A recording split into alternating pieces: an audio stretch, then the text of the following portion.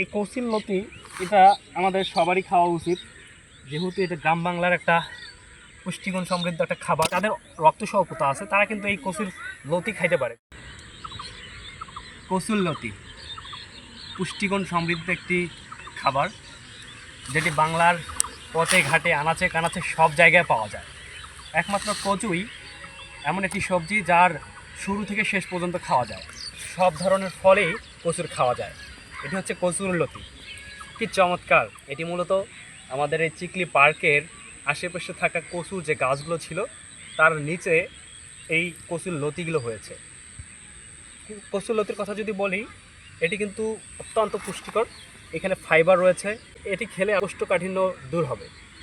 তো আমার ভীষণ ভালো লাগলো, এক বড় ভাই তিনি এই কচুগুলোকে সংগ্রহ করছে এই বিল থেকে, এবং তিনি এই কচুগুলো পরিষ্কার করছে। আমি যদি একটু দেখাই যে এই কচুগুলো বা কচুর লতিগুলো এই দেখেন অনেক বড় বড়, এবং এই শিকড়গুলো তিনি পরিষ্কার করে ওইদিকে রাখতেছেন, এবং তিনি এগুলো হয়তো একটু ভালো মূল্যে বিক্রি করতে পারবেন, কারণ এটা কিন্তু কচু ফলের সিজন এটা। আচ্ছা, এই সময় কচুর লতি হয়, মূলত এই সময় কচুর লতি হয়, তো বাজারে কিন্তু খুব বেশি অ্যাভেলেবেল না। তো আপনি এই কচুর লতি কিন্তু সব সময় পাবেন না, এটার একটা উপযুক্ত একটা সময় থাকে, সিজন থাকে, বর্ষাকাল। তো এখনও সেইভাবে মনে হয় কচুর লতি চারিদিকে হয় নাই, শুধুমাত্র শুরু হচ্ছে। তো এই যে কচুর লতিগুলো, এগুলো সংগ্রহ করা এই বিল থেকে, এগুলো এখনও শিকড় টিকড় অনেক কিছু আছে অপরিষ্কার, মানে এইগুলোতে এই যে যেমন শিকড়গুলো লাগানো হচ্ছে, তো এগুলো পরিষ্কার করে তিনি একদিকে রাখতেছে। এটি হচ্ছে পরিষ্কার করা একটা কচুর লতির আটি।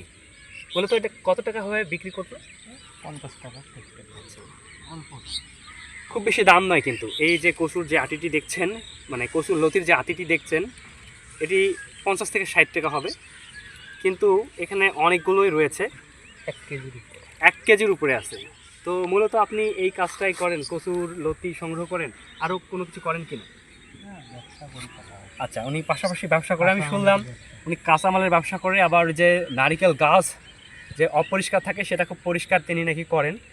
তো এই কচুর লতি এটা আমাদের সবারই খাওয়া উচিত, যেহেতু এটা গ্রাম বাংলার একটা পুষ্টিগুণ সমৃদ্ধ একটা খাবার, সব জায়গায় পাওয়া যায়, কিন্তু মানুষ এই খাবারগুলো খাইতে গেলে অনেকটা বেশি লজ্জাবোধ করে। আমি জানি না কচুর লতি খাইতে গেলে মানুষ লজ্জাবোধ করে কিনা, নামটা শুনলে মানুষের মধ্যে একটা অন্যরকম অনীহা চলে আসে যে কচু বা কচুর লতি। সত্যিকার অর্থে এটা কিন্তু অনেক সুন্দর একটি খাবার। কচুর লতিগুলো বাঁচতে নাকি একটু সমস্যা হয়, অনেকে ঠিকঠাকভাবে বাঁচতে পারে না, ঝামেলা মনে করে, তার কারণে হয়তো বা অনেকেই খায় না।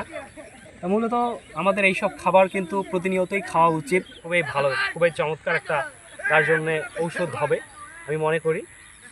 তো এই পর্যন্ত, আল্লাহ হাফেজ, ধন্যবাদ। হ্যাঁ, আপনাদের পেজের নাম